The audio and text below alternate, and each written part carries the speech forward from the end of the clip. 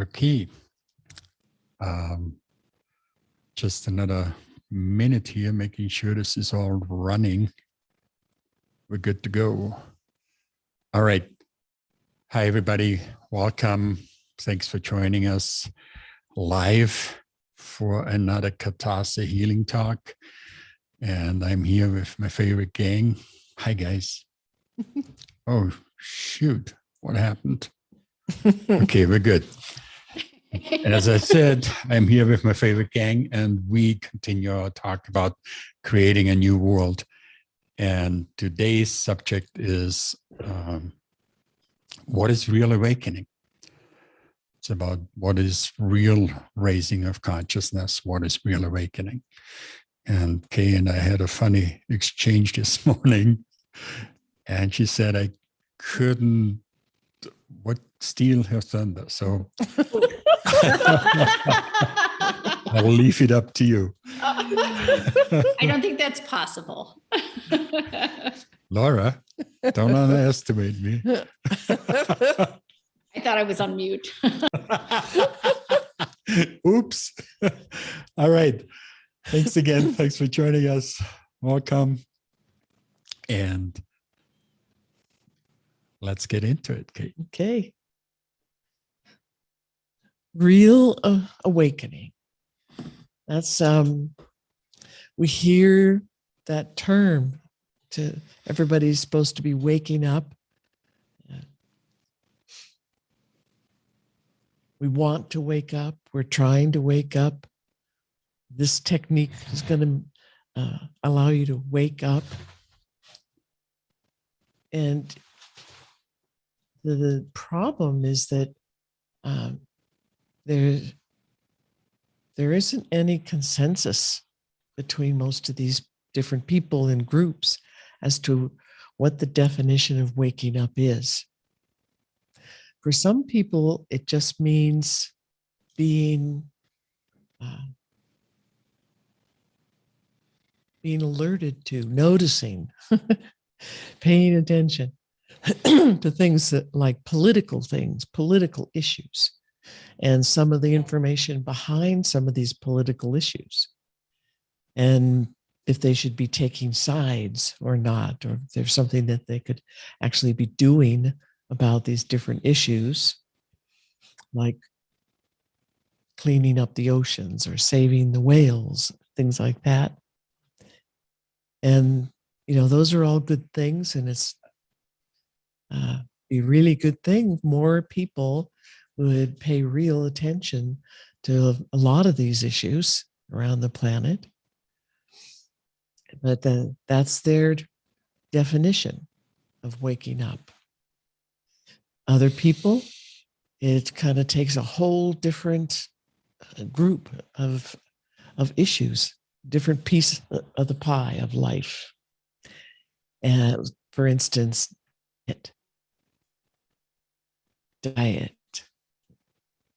What's a good diet? What's the right diet? What are things that we should be staying away from? Here again, this idea of waking up.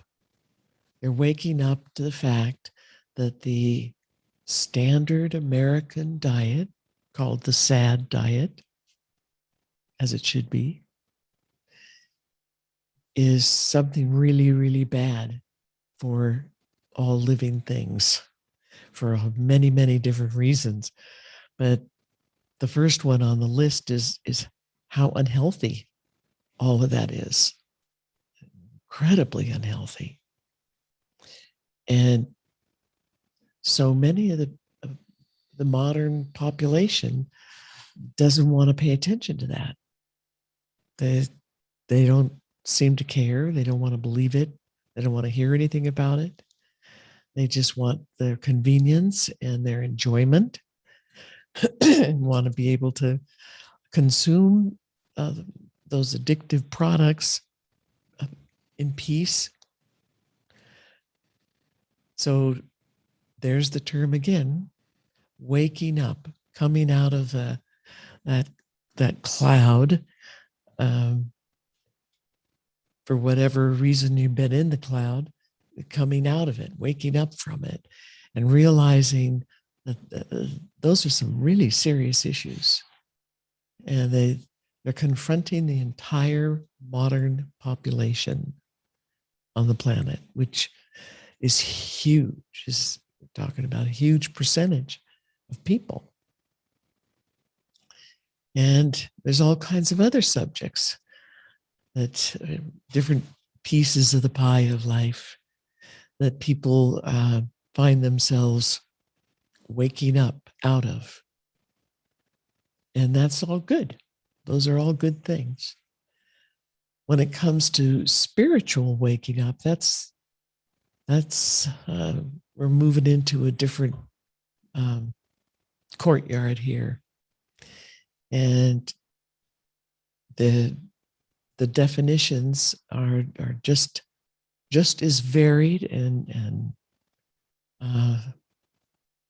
boy, some of them radically different from each other.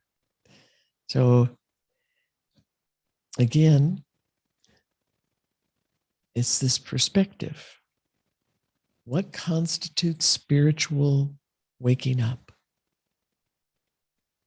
What do we need for that? What does it really mean? And for most people out there, it means waking up to there's more things in life than your own personal problems. There's more things in life than just your personal addictions, habits. There's more to life than being angry or having greed and wanting more and more and more and more. And all of that is good. That's great.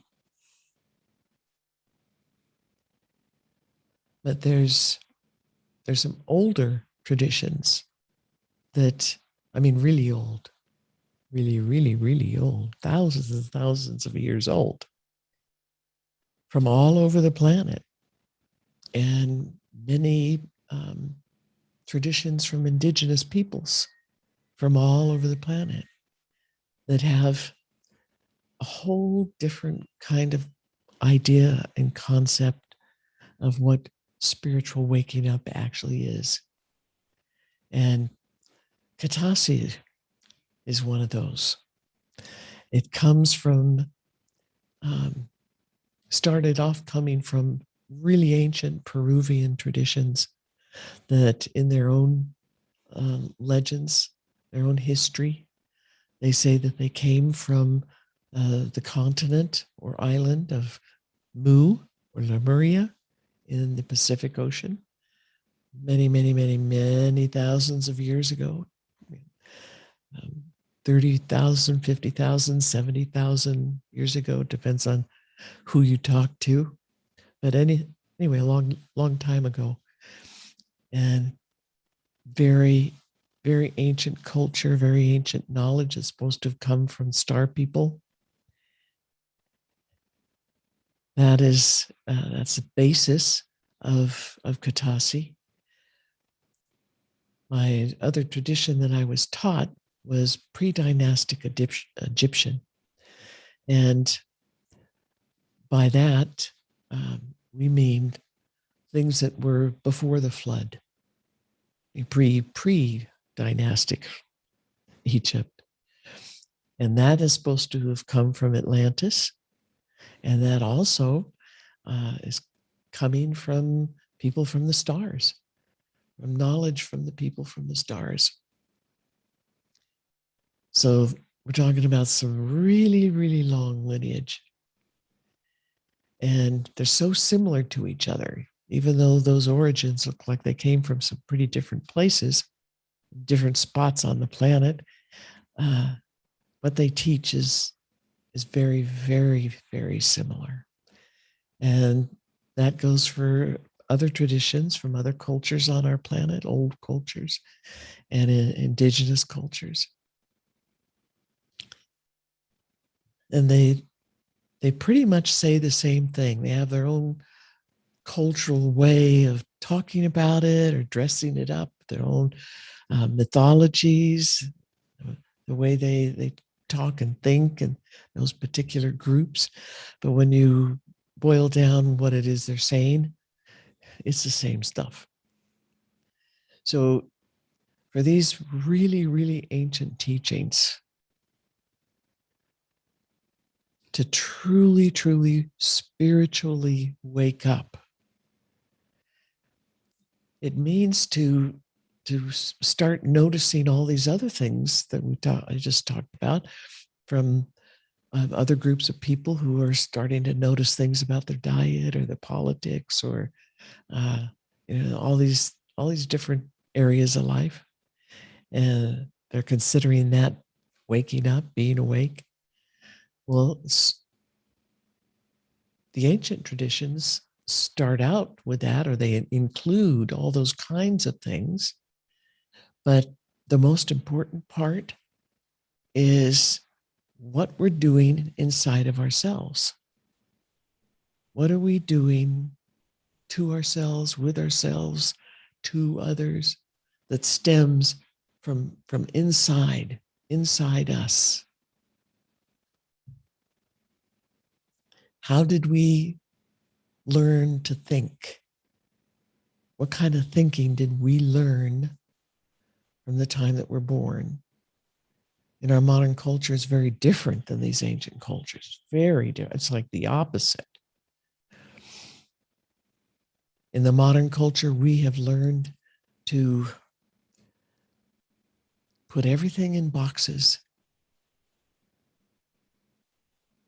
label everything, make rules out of everything, make rules out of all the boxes.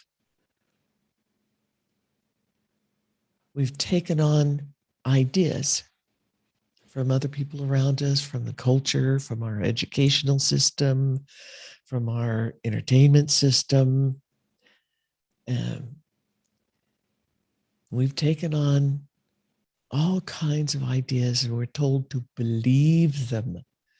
Believe without any question. Just believe. And be very intense about it. Be dogmatic about these beliefs. Hold them inside yourself. Frame your whole self and your whole world around these beliefs. These are the truth, the big truth that you cannot question. And so that's what we learn to think. That's how we learn to think. And we assess, we judge everything in our lives, every single thing in our lives against this stash of blind beliefs. And it creates a box. We live in little personal boxes, and our cultures are boxes, and we're all crammed in there, and there's no room, and there's no light, and there's TV screen. Get a little headset, and the information of what life is and what the world is and what we're experiencing with our senses is fed through us. It's fed into us through the screen, through the little headset. And it's all a lie. It's all a pretend world. It's imaginary. Some cultures call it the great illusion. And it is. Good words.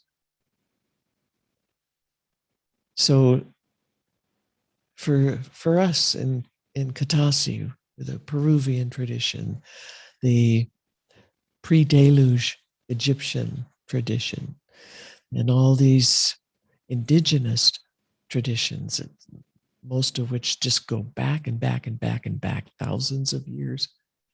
Many of them can trace their knowledge, their lineage for thousands of years.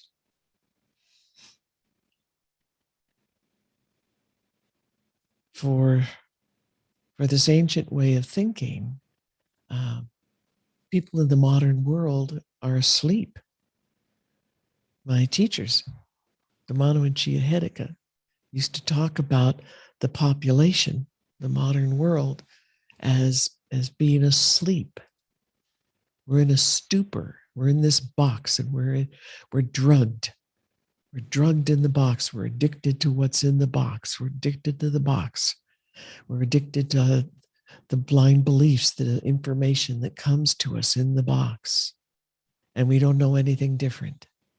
And we're afraid to even think that there might be something different, let alone try to look outside the box. They don't even know they're in a box.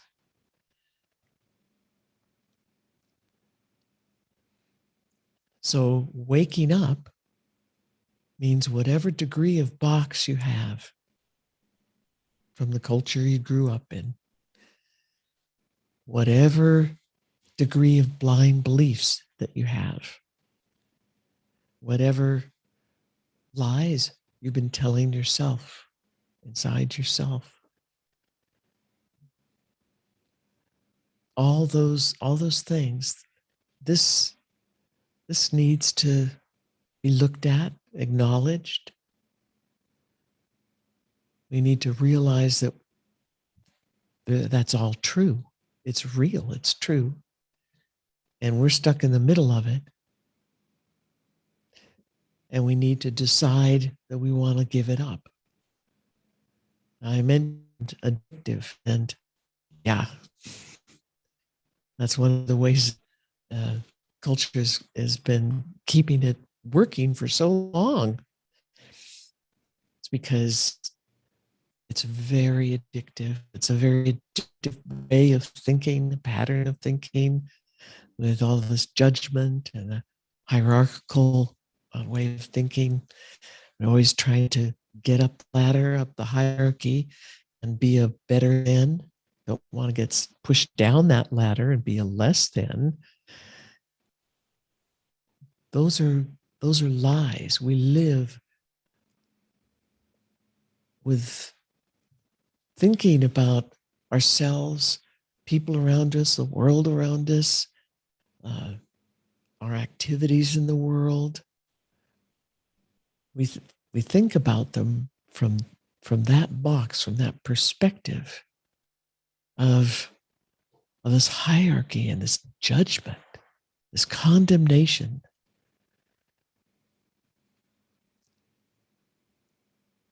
For the indigenous and the ancient people, they don't want to judge. It's not part of their culture. The Hedika's tribe, in their language, they don't even have a word for judgment. They don't have the concept. Think about that for a minute.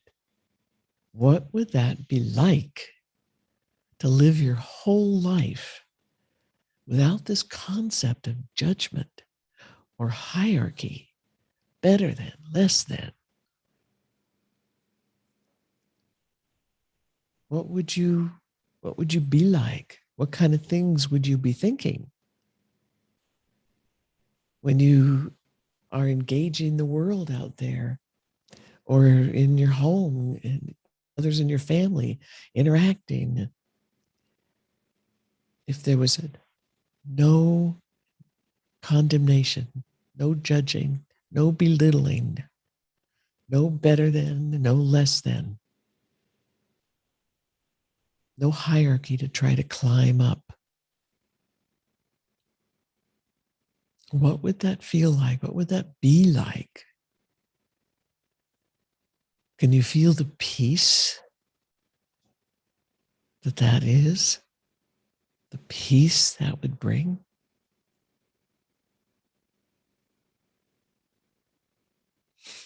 We're taught in our modern culture, in our box, in our addictive box, we're taught to live by the pictures that other people have given to us. And we're taught to make pictures about other people and other things. And when we're interacting with each other, we hold this picture up. We hold it up and say, this is who I think you are, and I want you to be this. I want you to be this person. And if you're not this person, I'm going to get pissed at you. I'll be angry. There'll be nastiness. There'll be judgment, great judgment, because you're not doing the right thing. You're not following this picture of you. Our culture holds pictures up to us about what the culture thinks we should be, who we should be, what we should do in our lives, how we should go about doing it, what we should believe. That picture is being held up to us, and we're continually reminded, continually taught that we have to be just like that picture, have to be just like that picture. If we're not, we're failing.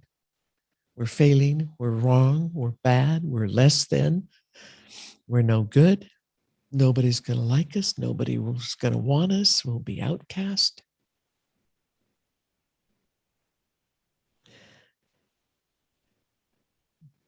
In our modern culture, we learn to live in fear.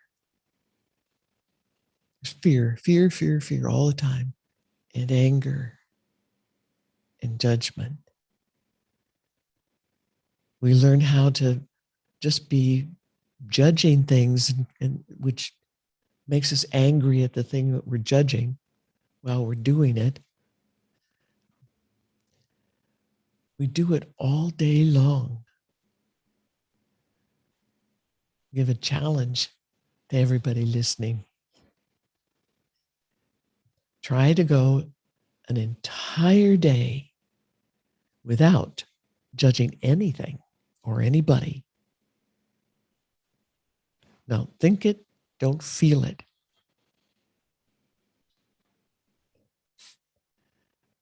For the ancients, the indigenous peoples, waking up means learning how to live outside those boxes, learning how to live without judgment and condemnation and fear and anger. The Mama used to tell me, he said it quite frequently, to keep reminding me how much we judge.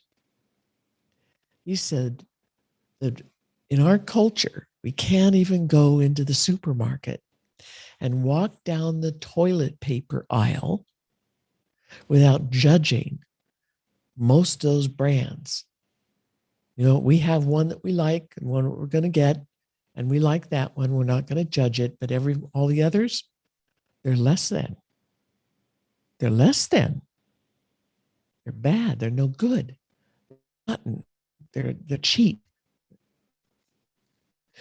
Whatever other kind of names that you could call, and it stirs up anger while we're thinking it. And we're sending dark energy, nasty dark darts at all those rolls of toilet paper that are not the brand that you came to buy. It sounds pretty silly, but it's really true. So think about that. We do that with everything.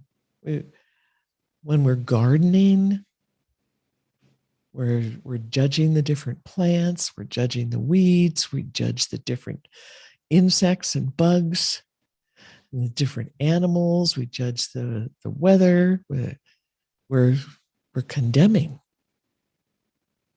We get angry at it. We're in fear.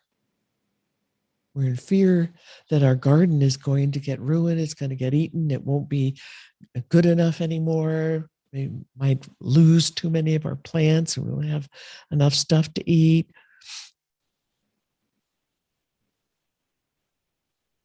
We're trained to live in fear. Oh my God, what if we bought the wrong brand of the toilet paper? What would happen? Oh my God. Wouldn't be able to live that down. I'd start off with a really bad rash. because, that's inferior toilet paper. It's just not going to agree with my delicate skin.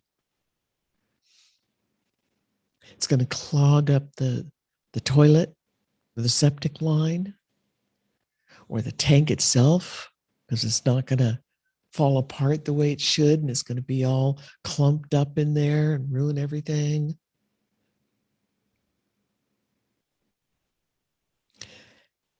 Maybe it doesn't have any perfume on it.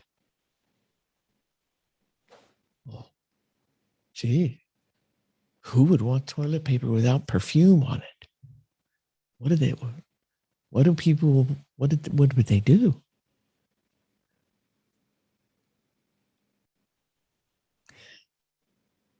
We find all kinds of different ways and reasoning to judge things. And we're just snapping right back into that attitude all day long, right back into it. You can really see it when you're driving. People have learned how to be monsters when they step behind the wheel in their car, vehicle of some sort. It's like there's free reign, free license to be as fearful and as angry and as condemning as you could dream up, using all the words you would never use in front of other people.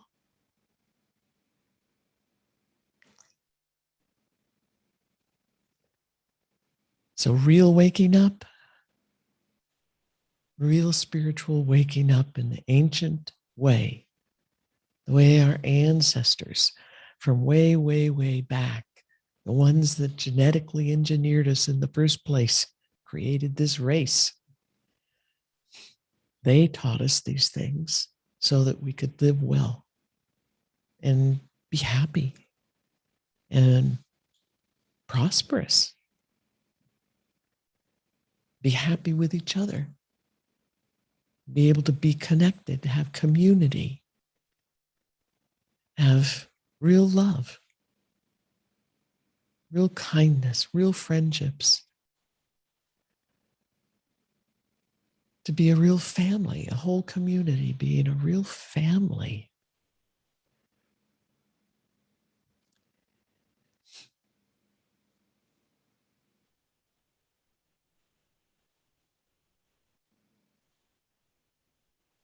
These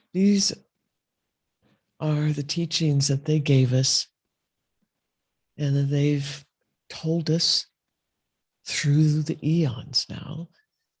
They told us over and over and over again, and it keeps getting passed down through these ancient traditions, that there'll become a time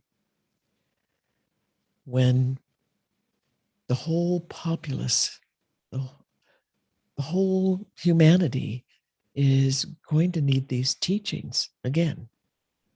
So don't lose them. Keep them accurate, pass them down, learn how to live the traditions.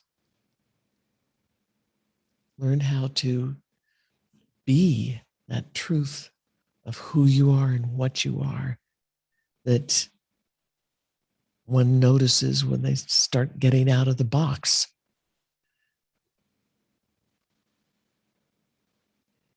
They said that there's going to come a day when the world, the era is falling apart. It's ending.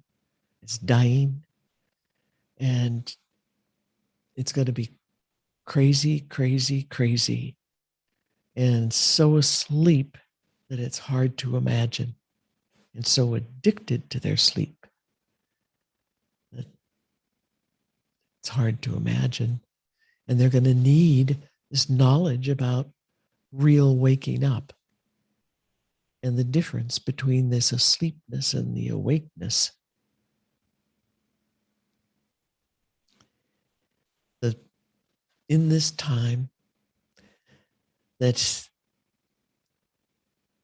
the people who insist on staying asleep and doing everything upside down and backwards, They're dying off, and they're hold on everybody, and hold on the boxes, and a hold on people's minds and their lives. It's weakening and getting weaker and weaker and weaker. And the people need the ancient teachings. They need this understanding of real spiritual waking up. And that's all about freeing yourself. That starts on the inside. You have to free yourself on the inside first. And that means to start noticing, to start really looking at yourself inside. Maybe notice other people on their inside. How's their machinery running inside? What kind of beliefs are you holding in yourself that make the foundation of the inside of your being, the foundation of your house? Are they blindly held beliefs? Are they beliefs that keep you asleep? Are they beliefs that tell you it's a good thing to live in fear? That it's the only thing, it's the right thing? They tell you it's a good thing to live in anger. Be angry at yourself, be angry at everybody and everything else, and strike out with that anger all the time.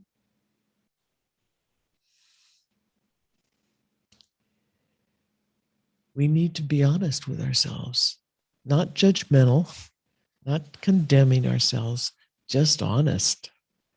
Really clearly, cleanly honest. All of us were raised from birth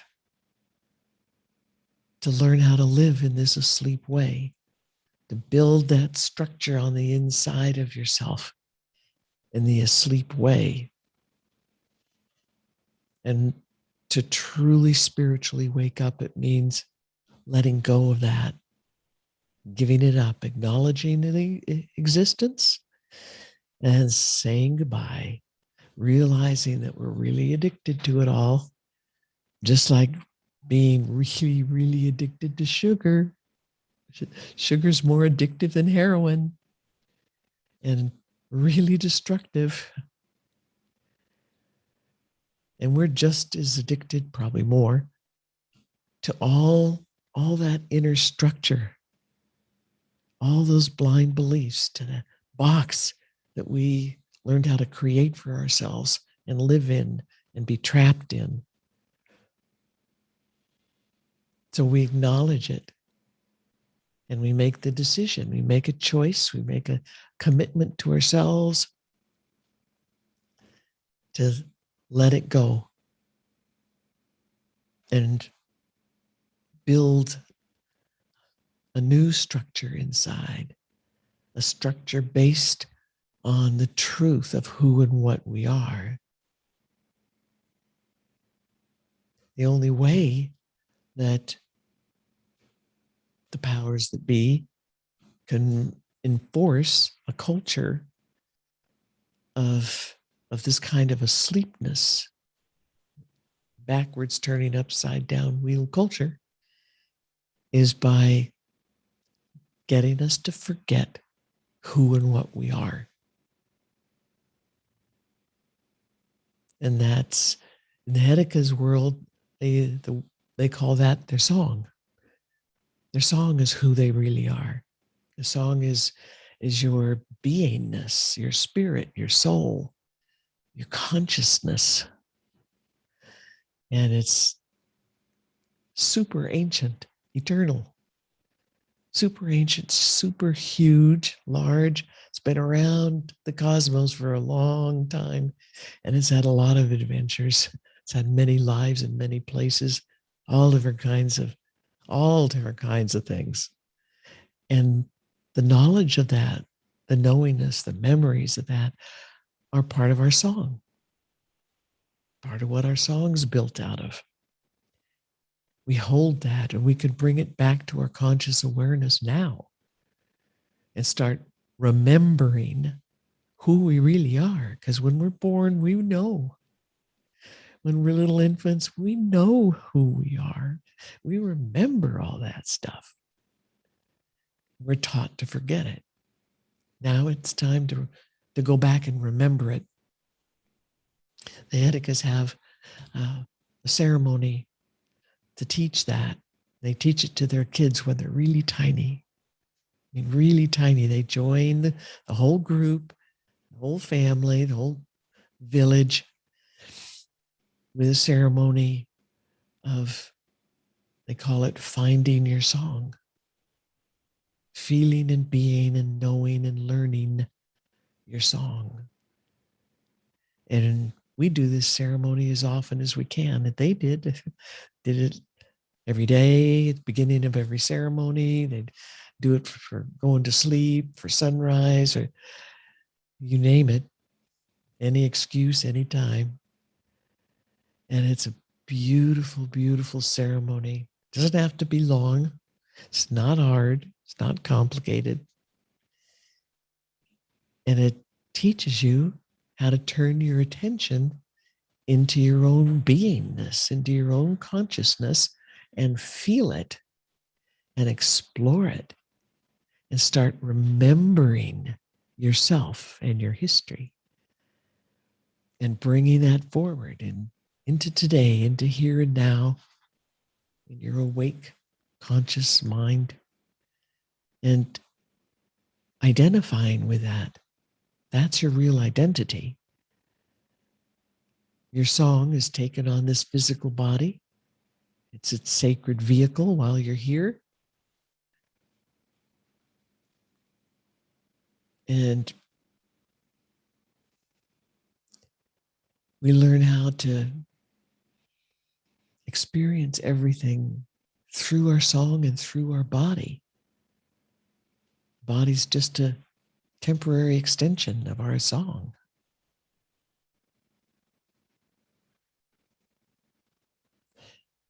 In this song ceremony,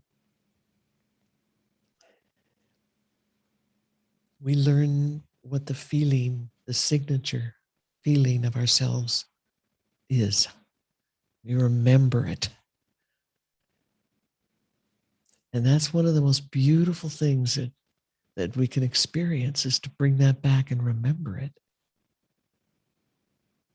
It's one of the most painful things for a human being and for a tiny child to be told to forget your song, forget who you really are, what you really are, what all these memories are, to block it out, shove it away, forget it, ignore it, deny it. And we learn how to do that our whole lives unless we decide to wake up and bring the truth back. When we live from our song with awareness of this, our song, we're living from our heart. We're living from love. We're living from connectedness to everything else. We remember how incredibly connected we are to everything, deeply. Loving, sharing, giving, receiving, back and forth, all kinds of things, information and knowledge, experience, love, nutrients, teachings, you name it. We're sharing all the time. And we become conscious of it. And we can consciously pursue the sharing of specific things that we want to experience and learn about. When we wake up, when we're knowing our song again and living our song, and we're free of the boxes and the blind beliefs, we realize what an incredible world we live in. How astounding it is. everything is alive. Everything is conscious. It thinks, it feels, it loves, it shares. It's everything. The dirt, the rocks, the water, the air, the molecules, the plants and animals, of course, and the people, planet, the sun, stars, everything. And of course, there's the entities that don't have a physical 3D time space body at the moment. There's a lot of those. And we can perceive them, we can interact with them. We're connected. We're all deeply, deliciously, beautifully connected. The lies of the modern world, upside down, backwards turning wheel world, say that all that stuff is dead. It's inanimate. It's not alive. It has no life. It has no consciousness. It doesn't think. It doesn't love. It's not connected. You're not connected to anything. You're all alone. You're an island, separated. And those are lies. Those are lies that keep people asleep. But when we start to wake up, we start to know who we really are and feel that and remember, we realize how alive everything is and how connected we are. And we're never alone. We're never cut out and left behind. Always connected, always sharing, always loving, always helping. That's what waking up is all about. And we feel the liveness of the space itself. We come to be able to sense what is often called the field of aliveness. Sometimes it's the field of awareness. There's other names as well. The cosmic field, the vacuum field. It's not empty space. It's not empty. It's very full. It is extremely full of all kinds of different energies. Energies that our science knows nothing about, but the ancient teachings know a lot about, and they utilize this. The field, perceiving that field, it's inside us. It's inside everything. It's in between everything.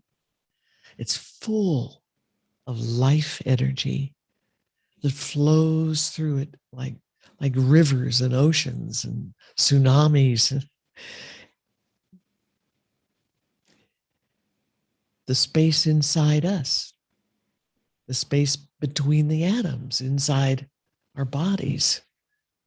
This is all the field. And it's all so alive and so conscious. All the knowledge of the universe is in the field. And it's in everything. Whether you think of it as inanimate or living things, or they're all alive. And they're all full of this conscious, alive field.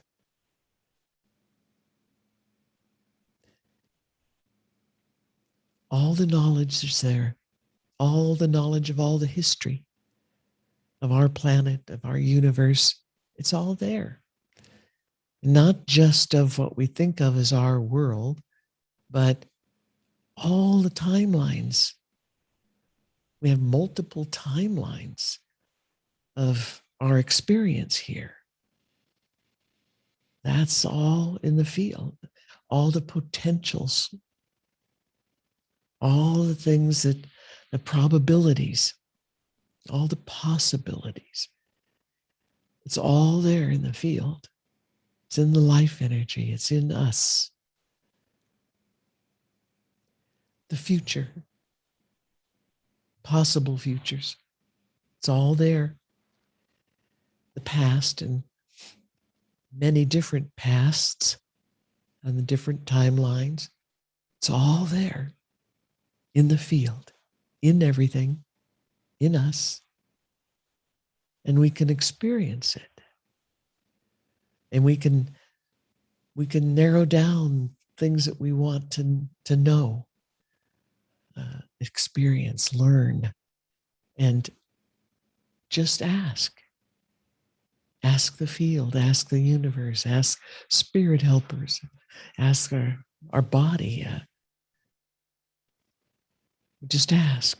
And the knowledge is right there. And it comes to us into our conscious awareness. These are the things that we're missing out on when we're asleep. And these are the things, this is why people want to wake up. Once they realize that they have been living in an upside down and backwards turning wheel culture in a teeny little box that smothers out everything and tries to separate them from everything else in the universe.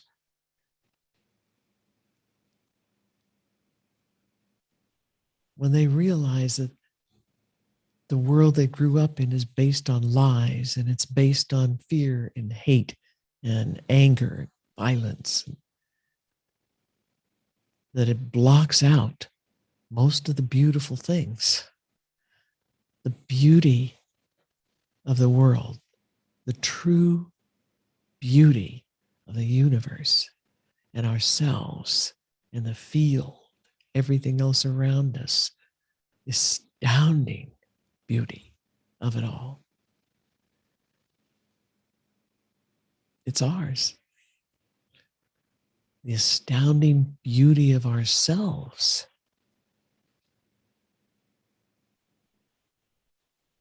This is what we experience. This is how we live when we are awake. This is why people want to wake up and get out of that addictive fog, the sleepness. And this is the time the ancients say it's the end of this era, the end of this world. And this is the time humanity is going to wake up. All of humanity. And the more people who start pursuing it, the faster it goes, the faster everybody begins to wake up, because we're connected. And what one person learns and experiences from learning how to wake up and dropping off all that addictiveness, the old ways, each person adds to the total human consciousness, the knowledge, the experience that they went through and are still going through. Every second of every day gets added to the total human consciousness. So the more people that are waking up, the more that whole waking up knowledge and ability gets added to the human consciousness, and it becomes easier and faster for everybody else.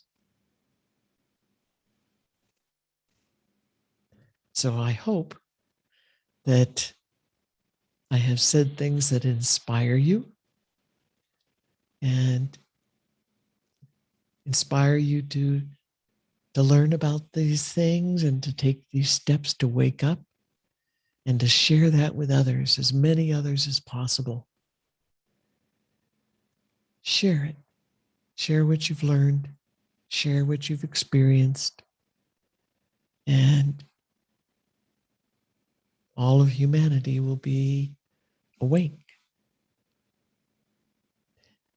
All of the stuff from the backwards turning wheel culture, all of the nasty, dirty things, physical, mental, emotional, spiritual, they'll all fade away. with that old culture as it dies completely. So thank you all. Thank you for being here. Thank you for listening. And I'd love to hear what others have to say. Laura's got some thoughts. Before we go there, real Wonderful quick. teaching. Yeah, wonderful teaching today. Hang on, your helmet's got something to say. Okay.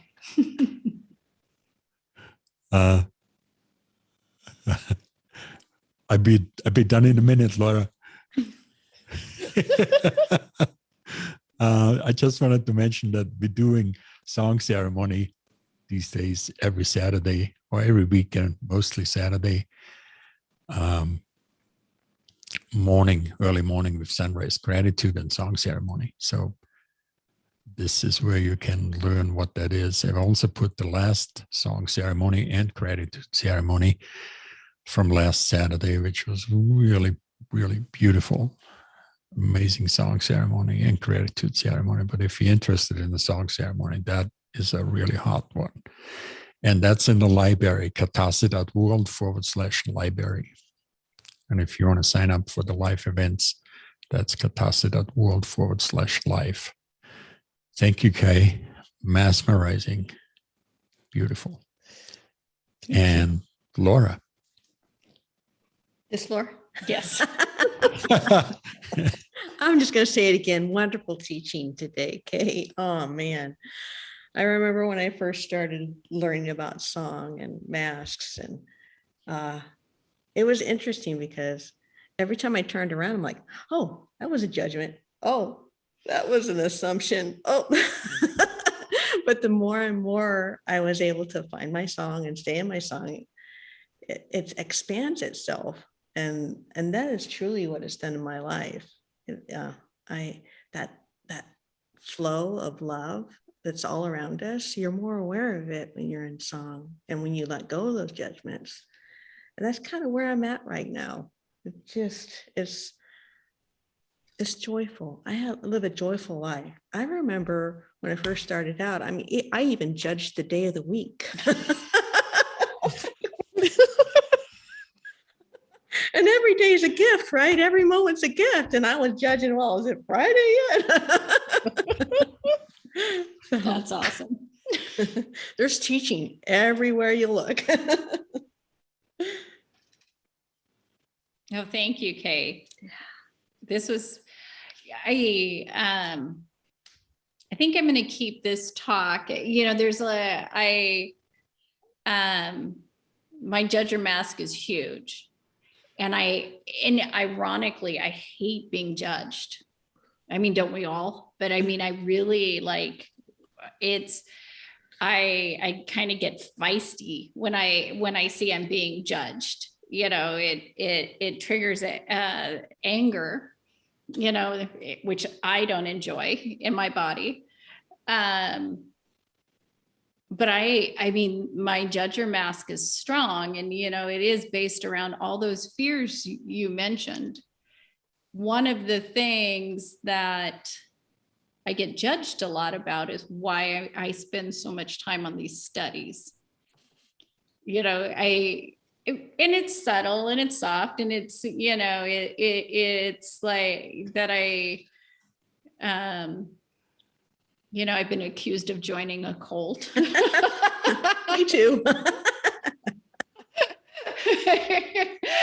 it's because the, you know, exterior, I'm sure it looks like an obsession when you don't understand the passion for it, the passion for myself in this case, and finding myself.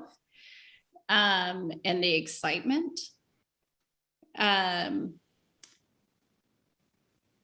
You just everything you said in there, you know,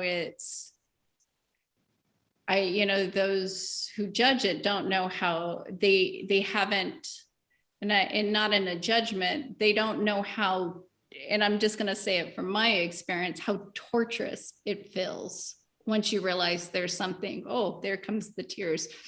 Sorry, don't have the Kleenex box. We moved rooms, so I can't. Sorry, I'll use a sleeve here in a minute. Yeah, it's just that mask, that judgment, that fear, you know. And one of the journeys that we go on as part of this practice, the journey to meet death, you know, we don't talk about it too much, but it saved my life. I mean, it really, all of it has, but it was one of those pieces that really, that force showed me my huge fear of being alone, you know. And by being alone, it took me a while to realize being alone from humans, not because we're not alone. And it took me a while to realize I'll never be alone. So why am I even afraid of that? But it was like dominoes, you know, and it ultimately, I learned how to judge so I wouldn't be judged. So I wouldn't be alone because I was afraid. And then it's just, it's one of that big chunk that keeps us asleep. And you said it so well. You know, ultimately it's always those fears, but I so appreciate this talk. Thank you. I mean,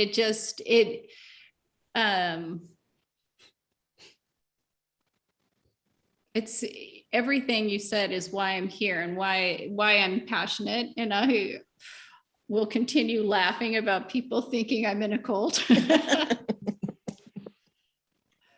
Because it's like you know, it's like, it's the least, I mean, it's the furthest thing from it. I mean, a practice that wants you to be uniquely you, and that's what it's encouraging you to do, to find your song, find your uniqueness. You know, it's just, I just have so much gratitude for the tools to, you know, and I am still trying to peel myself away from the judger. You know, it is a hard wiring stitched into much of my web, and I'm trying to pull those threads and send them on their way. I mean, I really never want to preach because I'm not pure by any means, but I see it, those moments where it's just like I catch it and see the other side. So thank you. I have so much more compassion and love for everybody. I don't know if that's just part of the step of waking up, but I'm just, Patience. I feel so much more love for everybody and everything, and what their steps towards awakening too, you know, I guess has dropped off even more judgment. Yes. Yeah. It's a beautiful process of awakening. Your steps towards awakening is wonderful. Yeah, this is what I, you know, I didn't notice when I first started, was the way that the way that you've organized the tools, you know, and the practices step by step, and the repeating of them. You don't even realize it's happening until it's happening. No. Like, whoa. Yeah. Yeah, you don't. You're like, and you understand the step by step, and that you needed it in those orders to Yes. even be able to see those things. Because I've often thought of, why don't they teach the no-nos, you know, as we call them in the group, no judgment and those kind of things in kindergarten, you know. Because parents wouldn't know what to do with their kids if they came home without judgment. All those little 5-year-old rebels running around. I'm grateful for being here. Me I'm too. truly grateful, and hope more people will join us these weekends for song ceremonies and gratitude ceremonies. They're so beautiful. So beautiful. So beautiful. And it helps. I mean, I will always say that I enjoy the company of Laura, because she is doing these practices and also working to stay out of judgment. You know, we trip over it all the time. Don't get me wrong. Again, not pure, not preaching, but I often think about what having more Lauras, this Laura, not so much this one, but more versions of this in the world to interact with and communicate with. How lovely that would be, you know, to be around that energy constantly, that you just so comfortable being who you are, really. The energy fields are nurturing, loving, kind, forgiving, energizing, healing. And they benefit everybody. Even if you're not trying to send that energy out, your body's radiating it out. Your song, your energy field's radiating it out, and they always will 24 hours a day. And I know that goes for all humans. We're radiating out what's inside. And if you're asleep inside and you're all running on these blind beliefs and the fear and the anger and the jealousy and judgments and greed and on and on and on, that's what you radiate out. So the field that the energy you just send out into the room, into the yard, that's what it is. And when you're starting to wake up, that changes, becomes a lot smoother, calmer, more loving, more kind, less judgmental. So the more you work with learning about who you are and what you are and what you're, you, the entity, the song, but what is that? And what does it carry? And the ancientness of it, wise and vast, huge, giant, huge. That it feels delicious to us when we feel it, when we know it and we're living it, but we radiate that out. And it usually is a lot stronger than most of the asleep people, because we don't have things in the way that are blocking it. So it's a bigger field, it's a stronger field and clean. And we will be seeing more. We'll be seeing more people.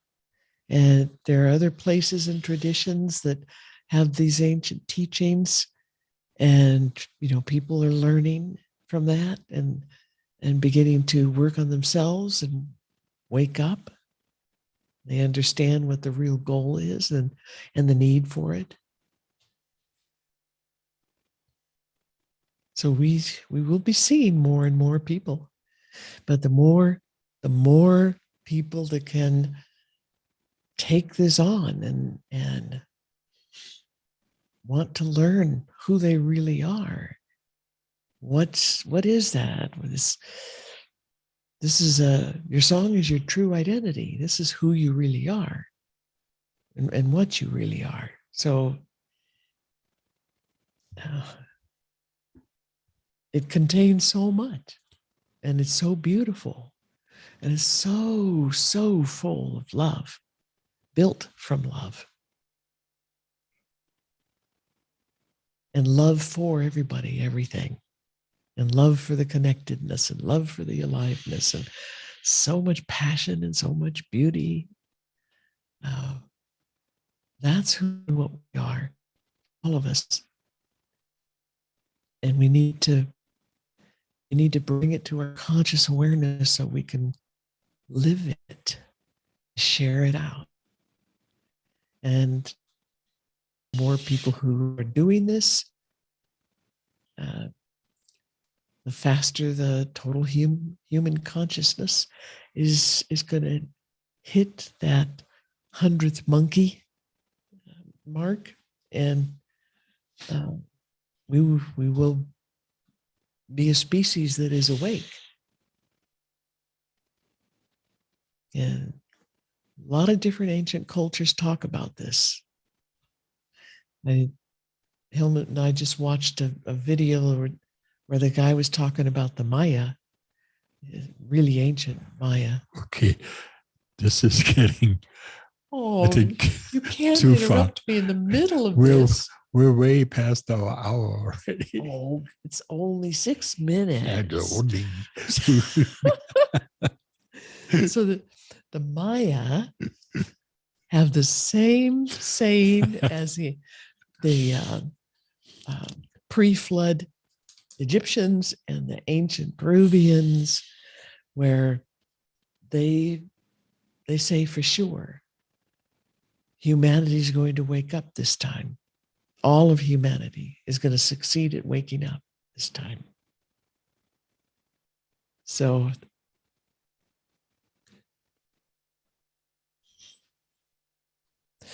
my Egyptian teacher said you could take that to the bank. We're in. We believe it. Once you start feeling it and experiencing it, wow, yeah. I can't believe in the lies from the dying asleep culture anymore. And when you look back on them, they are ridiculous.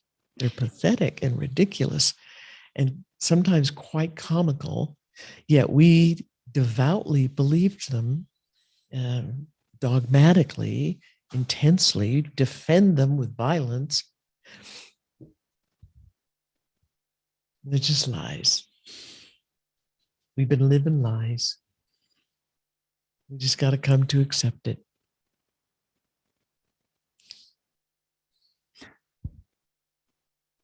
Beautiful. Thank you. I want to add something about the cult before we Oh, I'm sorry. no, that's good. That's really good. I'm I usually don't respond to it anymore because I find it laughable, really, mostly.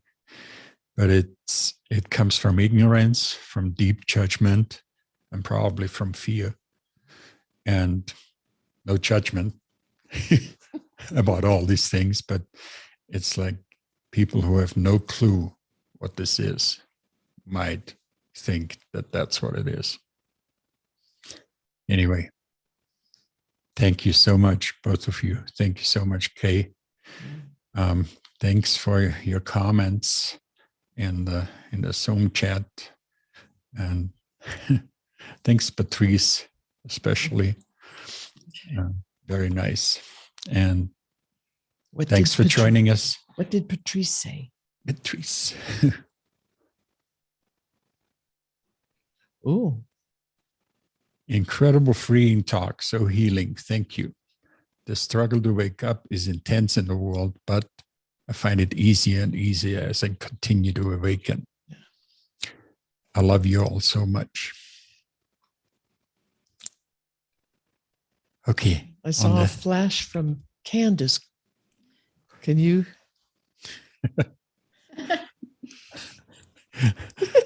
I'm going to go now. I grew up in a cult. This is not a cult. Yeah. Thank you. Thank you, Candace. And Patrice. On the mark. And thanks, Bam and Grace as well. And thanks for joining us live. Beautiful. we continue this very likely next week. Remember our ceremonies Saturday morning or sometimes Sunday. Katasa.world/live. That's where you can sign up to join those, and you get emails on how to join after you do that. All right. Love you guys. Thanks for joining again online. Love you all. Love you all. Thank you all. Thank you so much. Enjoy your Thank you, beautiful Helmut days. and Laura and everybody listening. Bye-bye. Love you. Happy song.